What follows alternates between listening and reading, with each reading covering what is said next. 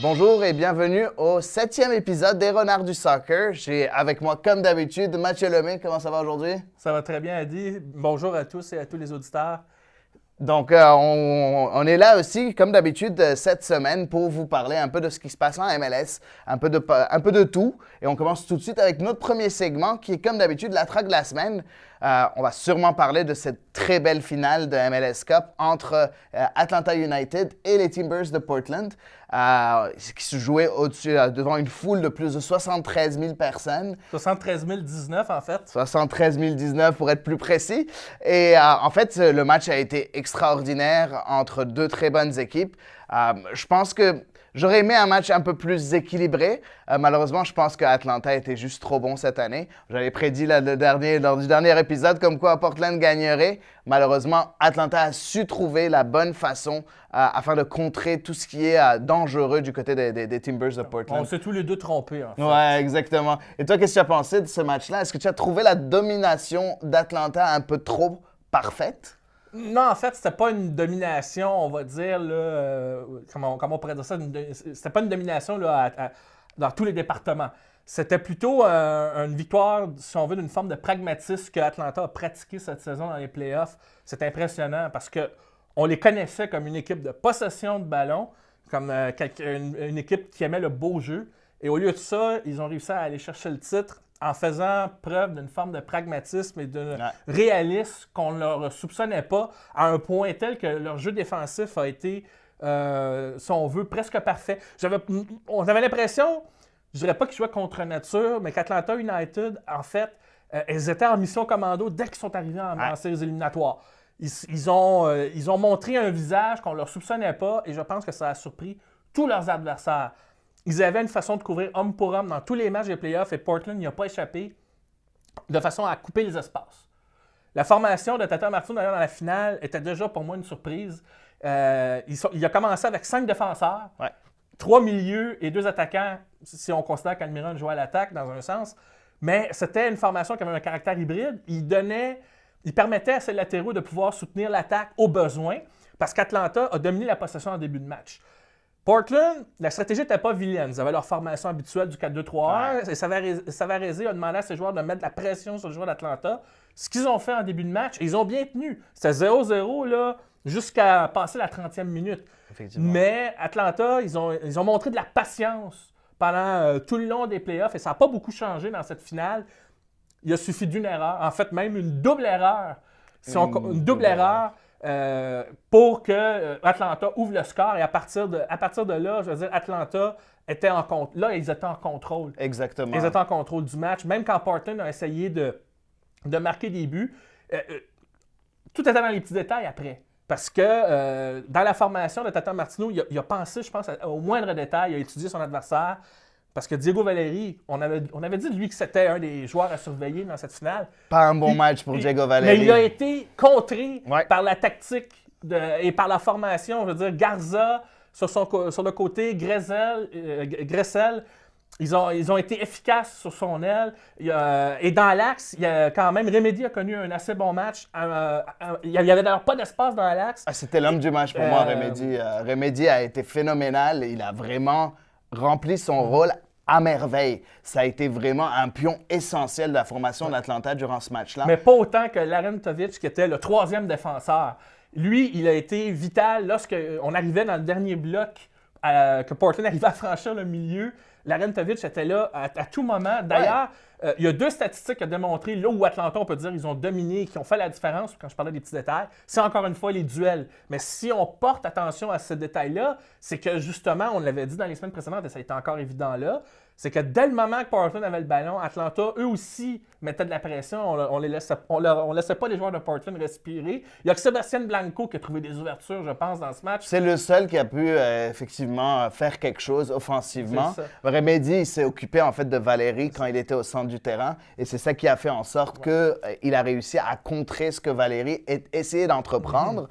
Sur le premier but, j'aimerais beaucoup souligner l'excellent jeu d'anticipation de Michael Parkhurst. J'ai dit comme quoi c'est c'était l'exemple pas... du duel réussi, c'en est un bon exemple. Exactement. J'ai dit comme quoi, effectivement, Michael Parkhurst, c'est un excellent joueur. Je l'ai dit des millions de fois. Pour moi, il n'était pas supposé être nominé comme défenseur de l'année. Par contre, là, il m'a prouvé tort. Je trouve que sur ce match-là, Parkhurst a été excellent. On s'entend que, bon, sur le premier but, il y a un mauvais contrôle de Ebobisse. Parkhurst anticipe, il coupe le ballon. Ça arrive droit sur Mabiala, si je ne me trompe pas. Et à ce moment-là, Mabiala a du mal à contrôler le ballon. Il rate le ballon. Joseph Martinez se retrouve face à face devant Attinella. Il aurait été hors-jeu si le défenseur qui était à l'aile, je ne me rappelle plus qui était là, avait été mieux positionné. Malheureusement, c'était ça. Quand je parlais de double erreur, c'était le petit détail Effectivement. qui a fait la différence. D'ailleurs, tu parles de Parkhurst. Quelle rédemption pour lui, c'était sa 4e finale. On a tendance à l'oublier. Il avait perdu les 3 autres finales, 2 fois avec Nouvelle-Angleterre et la dernière fois, justement contre Portland avec Columbus. Donc pour lui, c'est une douce revanche. Effectivement. Que ce mérité. Mène au premier but. C'est mérité sur l'ensemble de sa carrière. C'est un joueur qui a été extraordinaire. C'est pas le genre de joueur qui est physique. C'est le joueur intelligent en défense centrale. C'est quelqu'un qui joue beaucoup sur une science de placement très approfondi. C'est vraiment un très, très, très bon défenseur. C'est un général de défense. C'est lui qui place ses joueurs. C'est lui qui dirige sa défense. Et c'est lui qui est le premier communicateur par rapport à ce que le gardien dit. C'est lui qui va communiquer le reste à ses autres défenseurs. C'est lui qui va placer, qui va jouer le hors-jeu au cas où il y a à jouer le hors-jeu, ainsi de suite. En tout cas, c'est amplement mérité pour lui. Moi, ce que j'aimerais aussi mentionner, c'est qu'il faut comprendre que moi, je m'attendais à ce que Portland arrive à trouver une faille à Atlanta. Atlanta, ce qu'ils ont réussi à faire, c'est dire, quand on a marqué le premier but, on a laissé la possession parce qu'on sait que Portland est une équipe qui va aller en contre-attaque. Donc, on va éviter ça. On vous donne la possession et venez vers nous. Un peu comme ce qui s'était passé pour les Red Bulls quand ils ont perdu. C'était la même chose. Donc, finalement, ça revient à... Ce qui est intéressant avec Atlanta, c'est qu'ils ont réussi à s'adapter à leur adversaire, tout en gardant une certaine identité de jeu. Et moi, ce que je trouve intéressant, une stat qu'il ne faut pas manquer, c'est que Atlanta, durant toutes ces séries-là, n'a pas alloué un seul but dans le jeu. C'est impressionnant. Un seul but dans le jeu. Pour moi, c'est ridicule. C'est au-dessus du lot. Et en plus, dans les séries éliminatoires, ils ont été très forts sur le jeu aérien dans toutes les situations. D'ailleurs, la deuxième statistique qui démontre la domination d'Atlanta dans la finale, c'est que Portland n'a réussi qu'un seul centre sur 17. Et sur les 17 qui ont été tentés, il y en a 8 qui ont été tentés par Valérie, qui n'en a réussi aucun. Exactement. Le seul, c'est Blanco qui l'a réussi. Et ça a donné une chance, mais qui a été un peu bousillé à ce moment-là. Et Bobby l'arrêt de Guzan. Parce que Portland a quand même réussi plus que les autres adversaires à trouver quelques ouvertures, mais après ça, tu as Guzan dans le but qui est venu faire le reste du travail.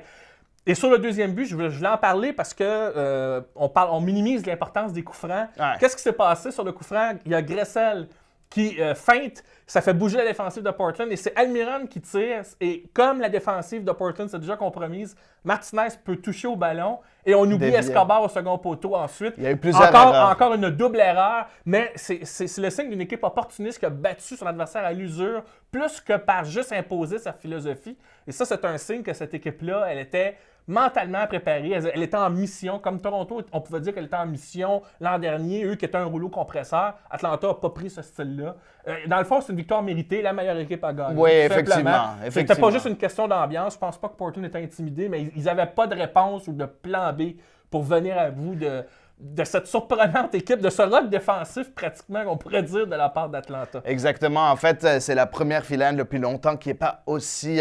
qui est moins disputée, en fait. D'habitude, les finales sont assez chaudes, où ça se joue dans les derniers instants, il y a beaucoup d'intensité. Là, on voit que Atlanta était au-dessus tactiquement, était au-dessus, même techniquement, était au-dessus de tous les points de vue. Donc, le meilleur a gagné. Ça va clore notre premier segment, la track de la semaine. On va vous quitter quelques secondes, on revient tout de suite après.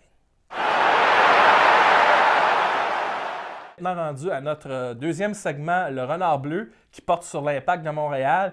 Et pendant qu'avait lieu la finale MLS à Atlanta, qui a soulevé les passions en Géorgie, bien ici à Montréal, il s'est passé beaucoup de choses, même avant et après la finale, à commencer par ce qu'on avait mentionné la semaine dernière, qu'on attendait une conférence de presse le lendemain du tournage de notre émission de la semaine dernière. Donc, et finalement, ce qui est annoncé, c'est non seulement le remaniement de l'organigramme, mais plus que tout, la nomination de Patrick Leduc à un nouveau poste de direction avec le 11 montréalais.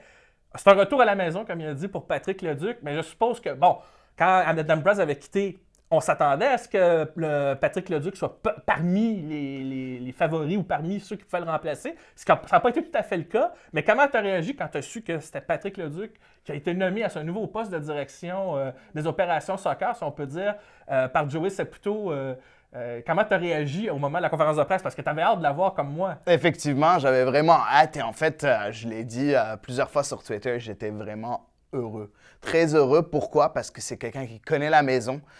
C'est quelqu'un qui est passé par toutes les étapes. C'est aussi quelqu'un qui amène ce carnet d'adresses. Je parlais du carnet d'adresses. Patrick Leduc est quelqu'un qui a un carnet d'adresses. On le voit, il a fait plusieurs durant sa période où il était analyste à RDS. Et même avant, il a fait plusieurs entrevues, que ce soit même avec le site officiel de la MLS. Il est parti avec l'équipe nationale du Canada des moins de 20 ans. Il a des contacts à droite et à gauche. Il est capable de vraiment rentrer dans la peau d'un négociateur, ou même, je ne dirais pas d'un négociateur, mais il peut faire le premier contact avec plusieurs personnes parce qu'aussi c'est quelqu'un de très sociable, d'avenant, ainsi de suite. Et en fait, son rôle ne sera pas plus dans le recrutement, mais il sera plus du point de vue où il sera le lien entre les équipes de l'académie et puis l'équipe première. Est-ce que ça veut dire qu'enfin il va pouvoir mettre, il le disait quand il était dans les médias, qu'il fallait une équipe réserve. Est-ce que ça veut dire que ça va encourager Joey à enfin réinvestir dans une équipe réserve? En tout cas, je ne serais pas étonné que Patrick Leduc, si jamais ça vient, que Patrick Leduc ne serait pas étranger à cette idée-là, au retour du FC Montréal, à Montréal, à l'Impact de Montréal. On verra bien. Mais ce qu'il y a de particulier dans ce que tu viens de dire, c'est que Joey Saputo a engagé quelqu'un qui, par justement son expérience dans les médias comme analyste, tu l'as dit, il est très bon, très doué pour la communication. Effectivement. Et ça va faire un grand bien à l'Impact d'avoir quelqu'un comme lui pour s'exprimer, parce qu'on va l'entendre. Hein. Je pense que ça sera pas la conférence de presse, ça sera pas sa dernière. Ce sera plus Richard Legendre, ce sera Patrick Leduc, tu penses? C'est lui qui va parler. Ouais. En plus, moi, un aspect que j'aime lui comme analyste et qui, j'espère, va amener au sein de la direction de l'Impact, c'est sa notion de la critique constructive, que j'appelle.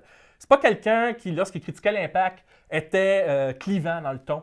Non, il arrivait et il l'a dit en conférence de presse, il dit « Je suis là pour apporter, à mettre les solutions en place. Finir les paroles, c'est le temps d'agir. Ouais. Ça l'empêche pas d'avoir une certaine sagesse quand on l'écoute, mais il va amener... à travers les qualités que tu as exprimées là, on va espérer des actions de sa part et j'ai bien hâte de voir ce qu'il va faire au sein maintenant de l'organigramme. Évidemment, on a parlé aussi de l'organisation, on a parlé de la cellule de recrutement. Même Nick DeSantis, maintenant, on a l'impression que son poste a baissé. Il est rendu responsable de l'Amérique du Sud. Bon, lui, son carnet d'adresse est pas mal là-bas, mais c'est tout. Tout le reste a été redistribué. On a même Marco, avec l'organigramme de Bologne, on a le nom de Marco Di Vaio d'ailleurs qui s'occupe de l'Europe, entre autres, pour ceux qui se rappellent de lui, bien entendu. Mais je pense qu'on ne l'a pas oublié. Tout le monde se rappelle de lui, je pense. C'est ça. Ce serait grave qu'on ne se rappelle pas de Marco Di Vaio. Oui, c'est ça. Mais j'ai hâte de voir, et c'est là-dessus que je vais enchaîner sur le point suivant. Patrick Leduc a parlé de l'importance de clarifier un peu plus la notion d'identité et de culture du club. Pour moi, c'est important, ça. Ouais. J'ai hâte de voir comment, enfin, ça va cesser cet aspect-là d'être opaque. Et à partir de là, ça m'amène à mon second point. L'Impact a bougé lorsqu'on a ouvert pendant 4 heures le marché des transactions, juste avant le repêchage d'expansion. Et l'Impact, on le savait qu'il allait être actif. Et ils ont bougé. Maxime Crépeau est parti à Vancouver. Ça, c'était prévisible. Ouais, on s'y attendait. Et on s'y attendait, mais ce qu'on s'attendait moins, c'est que l'Impact a échangé une partie de l'argent d'allocation qu'ils ont obtenu pour Crépeau à Dallas, le FC Dallas qui semble faire un grand ménage, on peut dire, pour rajeunir encore un effectif. Ils n'ont plus personne, Dallas. Et ils ont échangé un de leurs gros salariés, je pense que c'est plus ça qu'ils voulaient liquider, en fait. Maximiliano Urruti, l'attaquant argentin, on peut dire attaquant, on va dire un faux neuf, qui est arrivé avec le FC Montréal, avec l'Impact de Montréal, pardon. C'est un beau lapsus. C'est important qu'on parle de Routy parce que pour ceux qui nous connaissent, Adi et moi, ben, on a discuté sur Twitter ardemment de la transaction. Oui, entre guillemets. Mais vous savez, à Twitter, c'est 240 caractères. Maintenant, à l'émission, on va avoir l'occasion de pouvoir dire les choses avec toutes les nuances nécessaires. Donc, je pose la question à Adi. Parle-nous de Maximiano Routy, le nouvel arrivant chez l'Impact de Montréal. Effectivement. En fait, pour moi, j'étais content et je suis toujours très content de l'acquisition de Maximiano Routy. Le problème maintenant, bon, on va prendre en considération qu'Urruti reste à Montréal parce qu'on s'entend, tout le monde est en train de se plaindre comme quoi il ne s'est pas présenté, il n'a pas dit bonjour à Montréal encore, il n'a fait il n'a rien dit sur le fait de rejoindre l'Impact de Montréal, donc il y a peut-être des chances et je pense que Mathias Van Halst qui a déjà dit comme quoi il y aurait des possibilités, comme quoi il serait échangé, en tout cas il a avancé cette idée-là et je pense pas qu'il avait de source, mais il a avancé en disant peut-être que c'est possible qu'il serait une monnaie d'échange pour un transfert à l'extérieur de la MLS ou un autre échange pour un autre attaquant. Par contre, au cas où c'est Maximiano Urruti, notre numéro 9, il ne jouera pas en 10, je vous le dis dès maintenant. C'était pas bon à Dallas quand il jouait en 10. Ça n'a pas marché. C'est juste que Pereira n'avait pas vraiment de choix que de le faire jouer en 10. Avec Urruti en attaque, ce qui est intéressant, c'est un bosseur. C'est un bosseur du point de vue, on parlait de Quincy Amarikwa qui a beaucoup aidé l'Impact l'année passée quand il est arrivé. Même s'il n'a pas marqué, il a marqué un seul but avec l'Impact, mais il a bossé pour que Piatti et Silva puissent ressortir leur qualité technique et marquer et donner des passes décisives et s'entendre de mieux en mieux. Effectivement, la différence avec Urruti, c'est que non seulement il a ce côté battant que Amarikwa a, tout comme Marco Urrutia, Urruti a aussi quand même des qualités en finition de loin supérieures à Quincy Amarikwa. Et surtout à Mancosu. Et là, on va même pas parler de Mancosu parce que Mancosu, il amenait rien. Maintenant, au moins, on a un attaquant qui est capable de produire. Ça va pas être un attaquant. On va jamais voir Maximiano Urruti. C'est pas Joseph Martinez.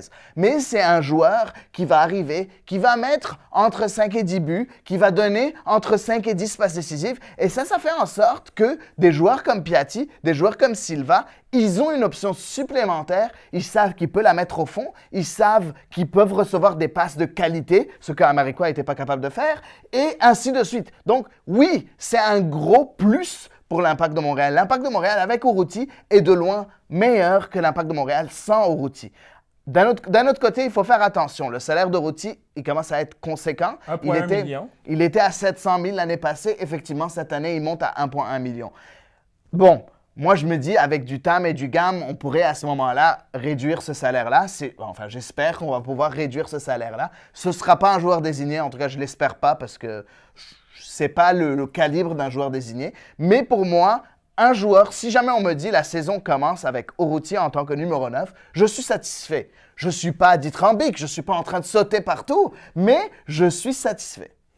Bon, alors là, c'est moi qui vais faire la réplique. Moi, je vais parler de l'envers de la médaille. Mais je te rejoins sur les points que tu as dit à propos d'Urruti. Tu as bien décrit ses qualités. On pourrait rajouter à ça, d'ailleurs, qu'il est très bon pour les tirs de loin. Effectivement. Mais tu l'as dit, c'est un battant et Rémi Garde aime les joueurs qui ont cette grinta sur le terrain. Comme Jimmy Briand. Alors, ça, on peut rien lui enlever. C'est pas un vilain passeur sans être un meneur de jeu non plus. Donc, il peut s'intégrer dans un collectif. Pour moi, il reste un attaquant qui est un peu, comment je pourrais dire ça, identifiable ou du style, ou en tout cas de l'ADN de l'Impact qu'on connaît, c'est la contre-attaque. Il est idéal pour ça. Moi qui espérais, puis que Rémi Garde parlait de changer un peu, d'amener la possession, j'aurais espéré peut-être quelque chose d'autre. Et c'est peut-être là où j'avais mes réserves sur Urruti. Il faut rajouter à ça qu'Urruti n'est pas très grand et il n'est pas très fort de la tête et on manque, on le sait, de présence physique dans la surface. Que ce soit, et là, je ne parle pas juste pour les centres. On parle de corner, on parle de coup franc. Si on veut corriger cet aspect-là, il faut qu'on ait quelqu'un qui soit un peu plus présent physiquement. En fait, Jimmy Briand correspondait un peu à ça quand on a voulu le recruter. Mais on ne sait pas. L'Impact peut se magasiner un autre attaquant qui n'est pas forcément qui va coûter les yeux de la tête, mais qui a ce profil-là. Et connaissant Rémi Garde à Lyon, il n'aime pas être, oui, il va avoir une tactique, un schéma de base, mais il veut avoir des alternatives, il veut disposer de plan B. Comme tout le monde entraîneur. Comme tout le monde, pour changer les choses. Et le fait d'avoir Urruti en faux neuf, ce que je n'ai pas pu expliquer dans la discussion Twitter, ce qui peut amener, à la condition qu'on ait l'autre attaquant dont je te parle et qu'on ait cet attaquant-là plus physique, il peut amener une dimension qui fait que dans certaines situations de match, Rémi Garde pourrait avoir 2 attaquants. Oui, effectivement. Donc, un plus reculé, un plus avancé.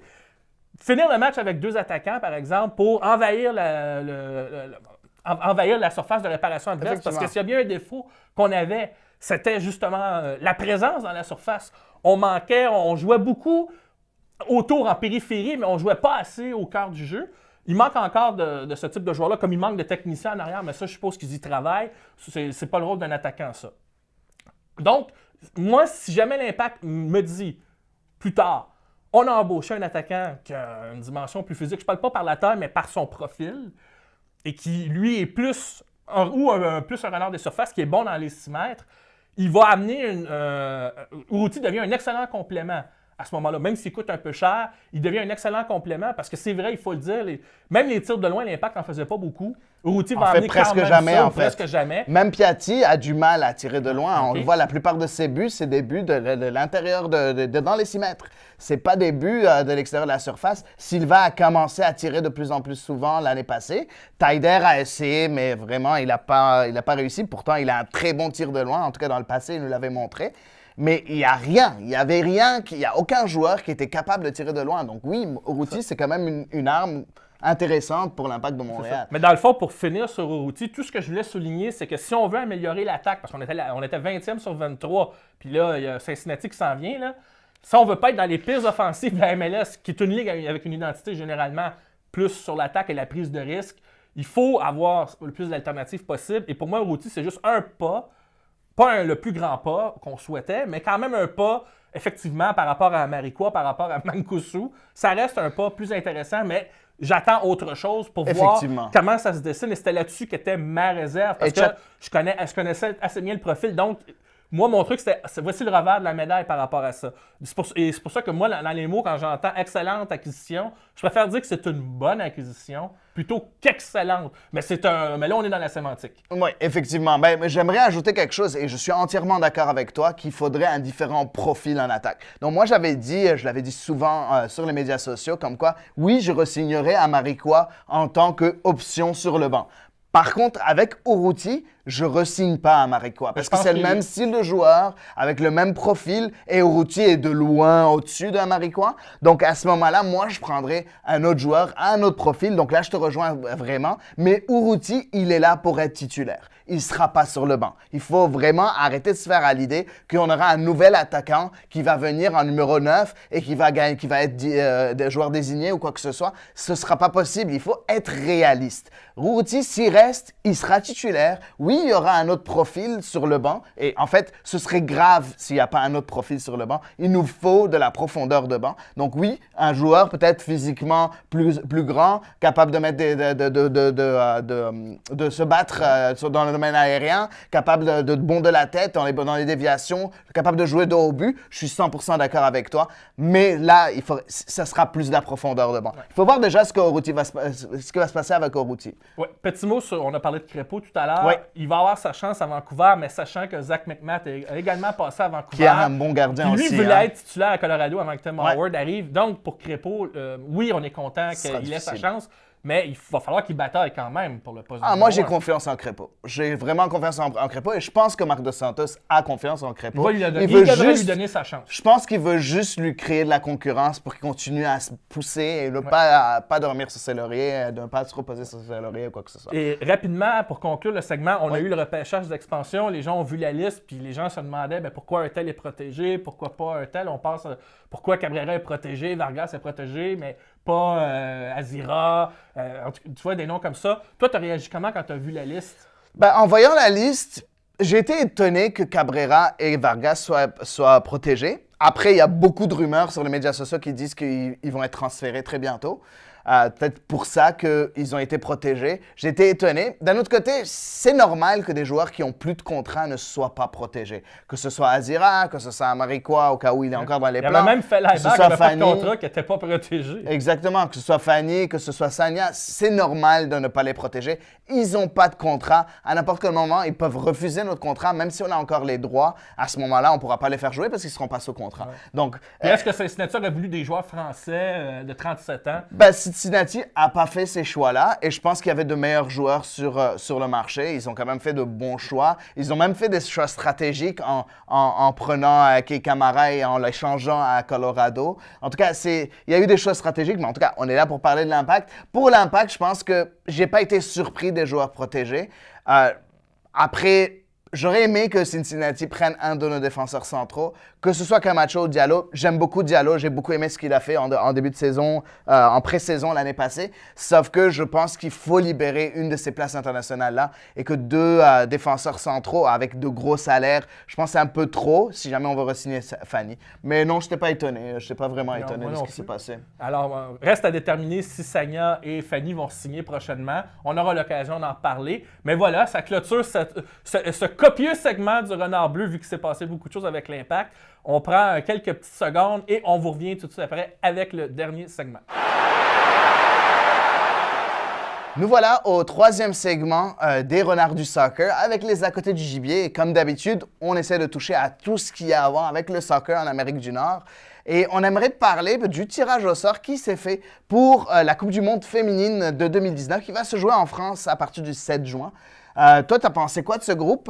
C'est sûr, le Canada était là, bien évidemment. T'as pensé quoi du groupe du Canada, si tu peux nous présenter les équipes un peu? En fait, le Canada retrouve des vieux adversaires de 2015, notamment les Pays-Bas, qui, entre-temps, depuis la Coupe du Monde 2015, qui était d'ailleurs, je pense, leur première participation, ont monté très vite dans l'échelon FIFA, puisqu'ils ont remporté la compétition continentale d'Europe en 2017, donc l'Euro.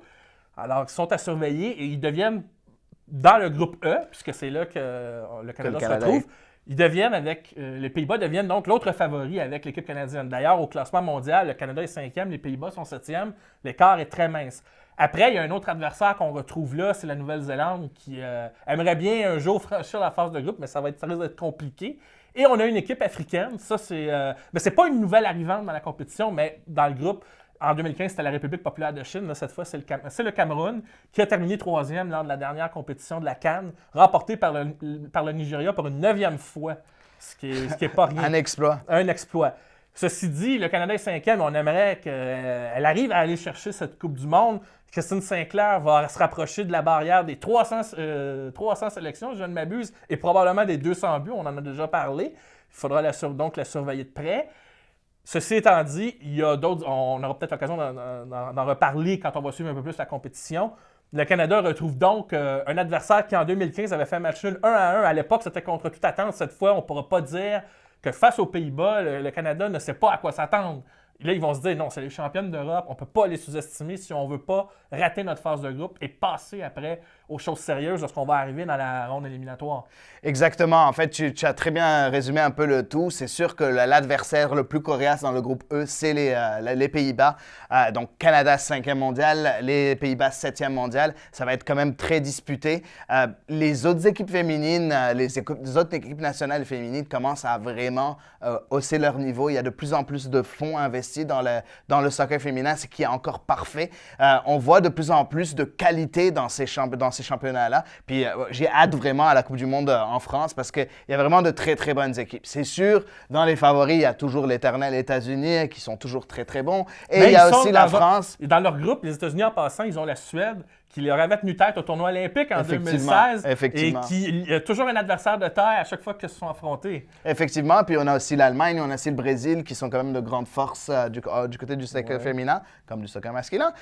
Mais ce qui est intéressant à voir pour le Canada, c'est en premier, effectivement, je pense que ce sera le dernier tournoi de Christine Sinclair, le dernier grand tournoi. On aimerait bien que le Canada commence à remporter des titres parce que malgré toutes les bonnes choses que Christine Sinclair a fait, malgré toutes les bonnes choses que l'équipe canadienne a fait, on n'a toujours pas remporté un titre dernièrement, surtout avec Christine Sinclair.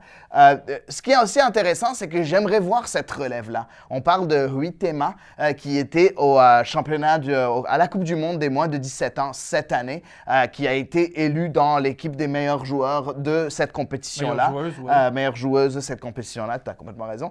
C'est une excellente un excellent attaquant, vraiment une excellente attaquante. Et ça a été vraiment une révélation. On s'y attendait, elle fait déjà partie de l'équipe nationale senior, mais sauf que là, elle a vraiment montré ce qu'elle était capable de faire. C'est elle, je pense, qui portera le flambeau que Christine Sinclair a porté pendant tant d'années. Et ça ne sera pas évident parce que là, on parle des États-Unis qui est encore la grande favorite. Il y a toujours l'Allemagne qui est pas loin derrière. On parle aussi de la France, l'équipe haute, et qui va vouloir s'imposer. L'équipe entraînée par Corinne Diacre va vouloir montrer devant le public français qu'elles peuvent aspirer au titre également.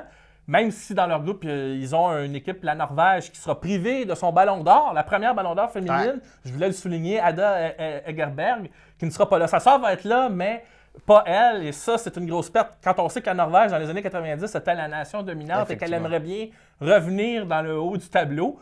Il y a le Japon qui avait été dans la grande finale de 2015, on s'en souvient, et qui sera toujours là. C'est une nation assez forte. Ça annonce en tout cas une compétition. D'ailleurs, la FIFA parle d'agrandir le nombre de pays. Ben oui, parce que ça avance. Les programmes féminins sont en train de prendre beaucoup plus d'ampleur et d'être de plus en plus diversifiés. En tout cas, on a hâte à ça. On a 4 nouveaux venus d'ailleurs. J'ai hâte de voir la confrontation Angleterre-Écosse. Ouais. C'est l'Écosse qui est pour la première fois dans la compétition, mais qui est un habitué d'affronter l'Angleterre. Alors, dans le même groupe, ça va faire grosse rivalité entre les deux. Surtout du point de vue politique, avec l'Écosse qui a voulu déclarer son indépendance. Et voilà. Ça n'a pas trop marché. Mais même dans les années 70, quand ça s'affrontait à l'époque, parce qu'il y avait eu du soccer féminin depuis plus longtemps qu'on pense.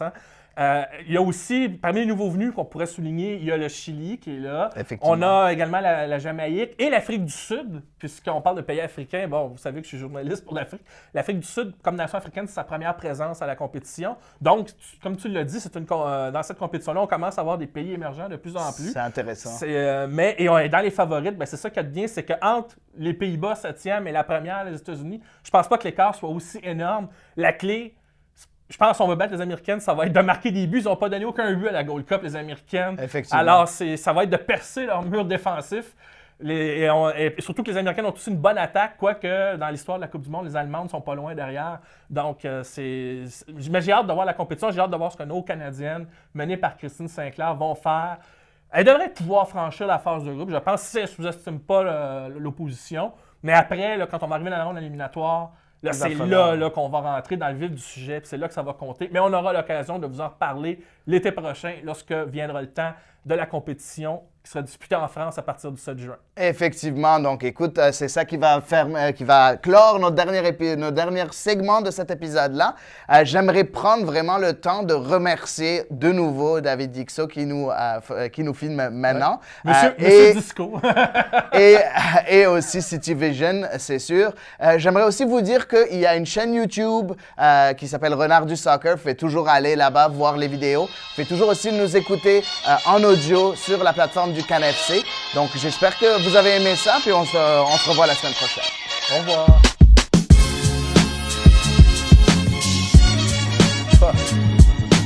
Non, mais j'avais envie de le dire. Mais en plus, il dansait. Tu l'as trouvé, il dansait.